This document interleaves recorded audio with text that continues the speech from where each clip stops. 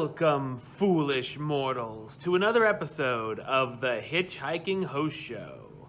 I am your host, your ghost host, Wes Troop. And I am back this week with another episode where we're going to talk about what's going down at the Disney parks. And there's a lot going on down in Walt Disney World this week. And if there's any indication, next week's going to be a big one too. But we're here to talk about what happened recently. So if you're ready, I'm ready. Let's talk about some trending topics.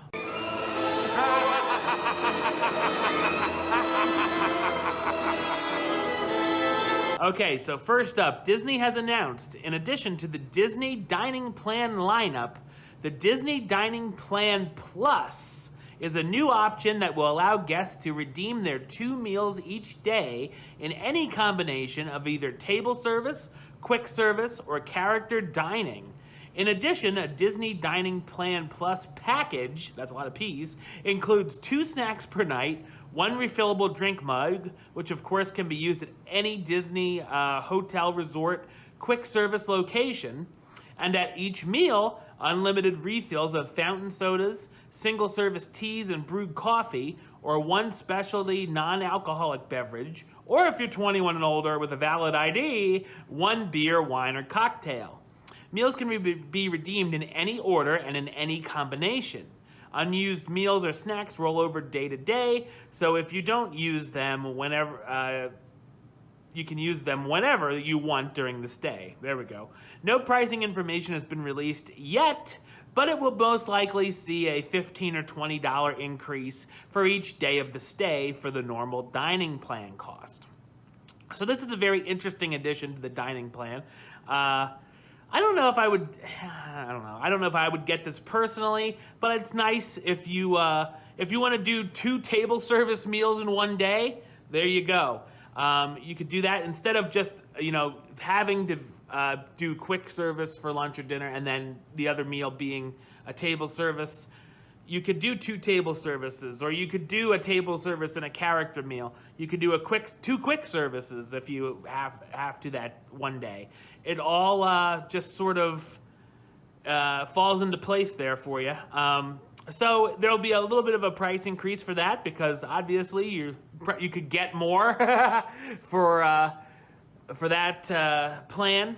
But yeah, so that's an interesting thing going on with the Disney Dining Plan Plus there. More information is going to come out as it should be launching very soon, if not already before this episode airs. But some definitely cool stuff going on with the Disney Dining Plan. I have the normal Disney Dining Plan coming up, and I'm just fine with that for my next vacation. Actually, I get to make my reservations this week, so that's going to be exciting. Maybe I'll do a special episode of some of the restaurants I'm going to eat at, where I'm looking forward to eat, for something different. But that is, yeah, if you are interested in that Disney Dining Plan Plus, definitely check it out over at the My Disney Experience if you're planning to book a vacation. Now, other big news that hit the Magic Kingdom this week, in honor of the film Cinderella, of their 70th anniversary, Cinderella Castle will be getting a bit of a small update, with the icon getting gold trim enhancements on windows and turrets, as well as all over its classic archway. In addition, the blue turret tops will be getting a fresh coat of paint, and the upper 2/3 of the castle will be getting a bit of a pinkish tint. So nothing too crazy here with this little refurbishment, if you will, on the Cinderella's castle. It's not going to turn into the giant birthday cake again, or the time when Stitch toilet papered the thing, or whatever he did. So some very little subtle enhancements going to be done to the Cinderella's castle. That's fine with me. I see the thing once a year. That I always love seeing Cinderella's castle, but it'd be cool to see it look a little bit different, and then probably go back to normal a little later this year. So that's cool. Cinderella's castle will be getting a few little enhancements to it. Now we're going to park hop over to Epcot because last week Epcot saw the reopening of their quick service option at the American Adventure, now known as the Regal Eagle Smokehouse. The Muppet-themed dining option serves up some barbecue favorites from everything like beef brisket sandwiches, smoked sausage, and pork butt. And of course, beer is also served at the location.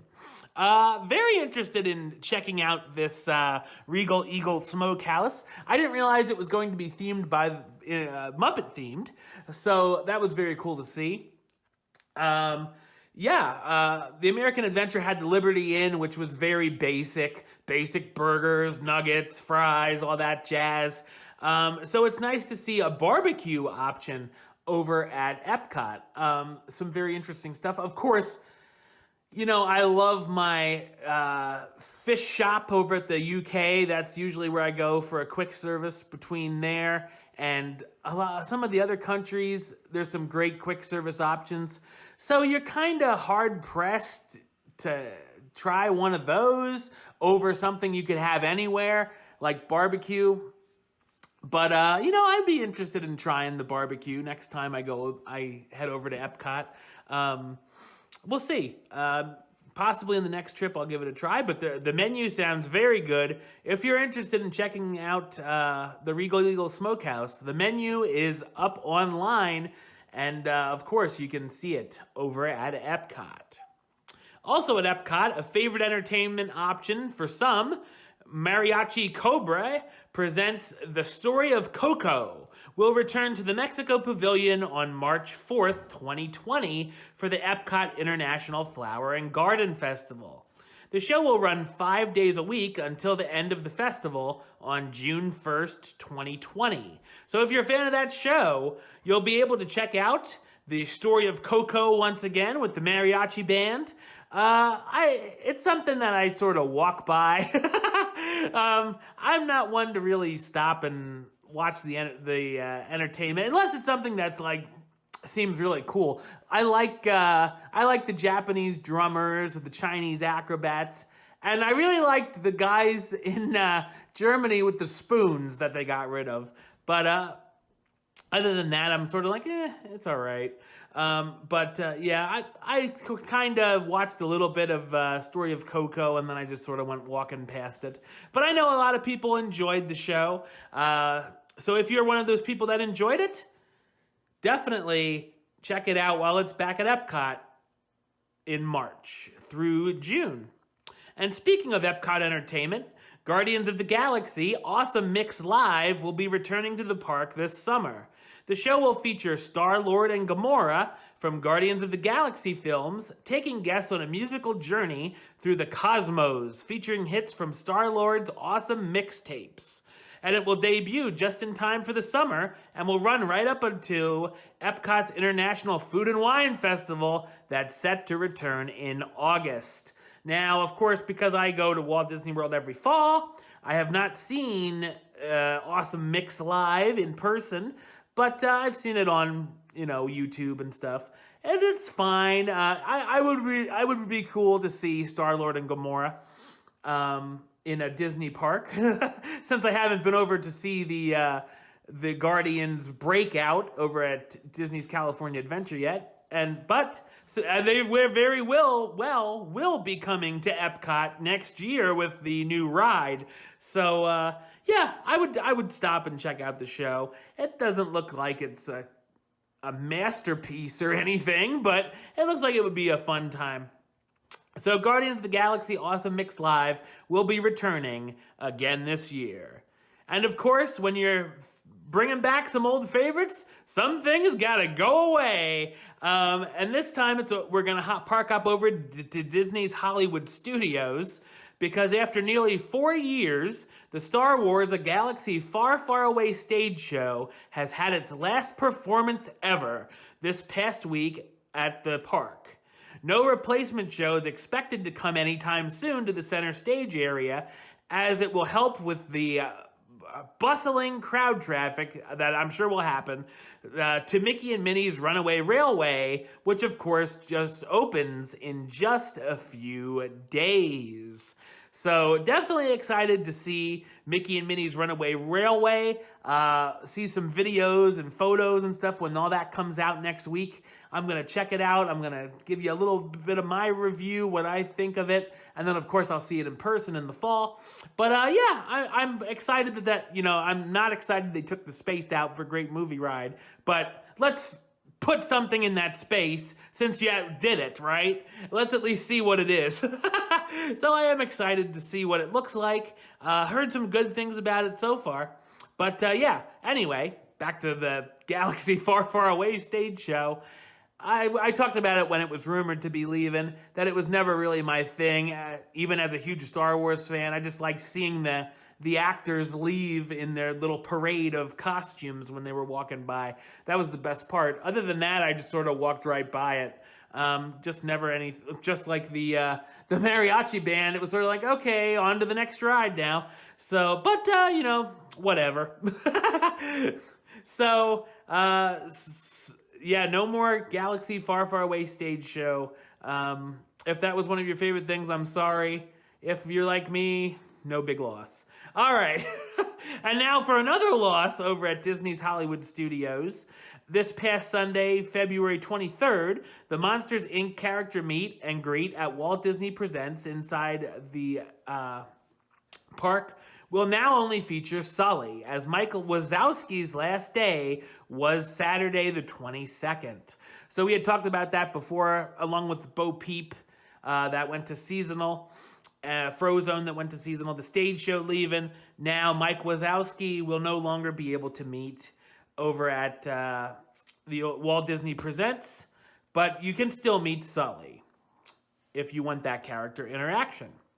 Now park hopping over to Disney's Animal Kingdom, because from April 18th to the 22nd, the park will host its annual Earth Day celebration, which will feature 5 days full of entertainment and activities, including the following.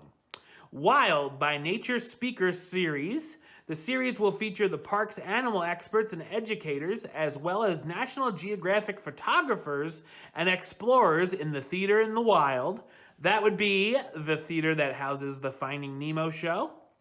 Tiffin Talk series with Joe Rohde. That would be very interesting. The Upcharge experience, of course, will include a 4-course meal and discussion on the Imagineers research trips. A film sneak peek. This year's event will feature a look at the Elephant and Dolphin Reef, which are this year's Disney nature films coming in April to the Disney Plus streaming service, and new characters for the special Disney characters that will be added at the animation experience at Conservation Station. So all that coming for the Earth Day celebration, which lasts 5 days over at Disney's Animal Kingdom, April 18th to the 22nd. Sounds pretty awesome if you're going to be at Animal Kingdom those days. Now, we're going to park hop all the way back over to Magic Kingdom, because there's one more thing. During Disney Villains After Hours, the Diamond Horseshoe Saloon will be offering a new lounge experience where guests of the event at the Magic Kingdom will be able to enjoy tasty villainous treats and an assortment of specialty beverages, including wine, beer, and cocktails.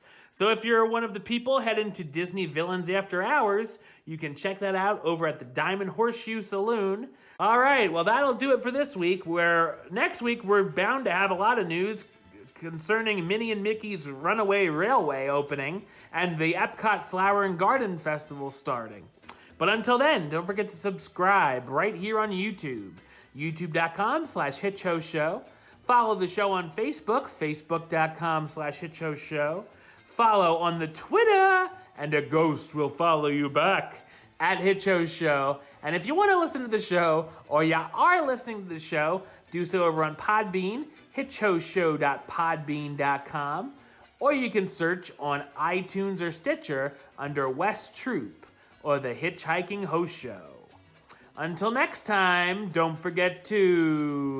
Hurry back,